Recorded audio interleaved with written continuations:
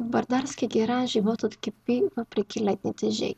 Малка група ентусиазирани пенсионери решиха да направят нещо за общото благо.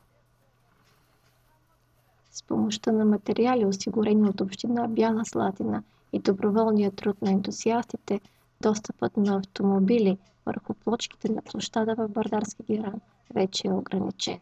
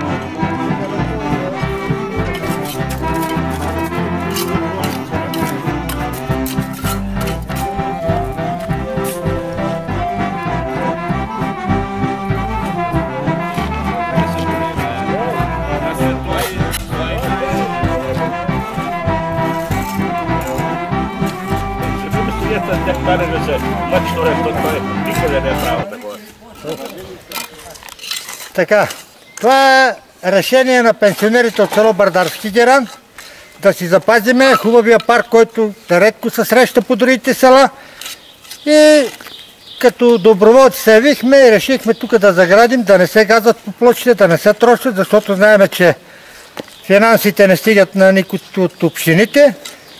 И така че идеята мисля, че е полезна, и ако ни гледат от другите села и имат основания за това, нека да се погрижат да си направят също нещо, да си вардат парковете, да си пазят селата, улиците, че няма кой друг да ги пази. Така, хората, които сме поели инициатива, това са Палун Тошков, Славчо Василев, Иван Рачев, Иван Живков, Павел Готвача, така. И негово майсторство Франц Луков. Това сме хората, които сме се ангажирали и правиме това нещо за селото.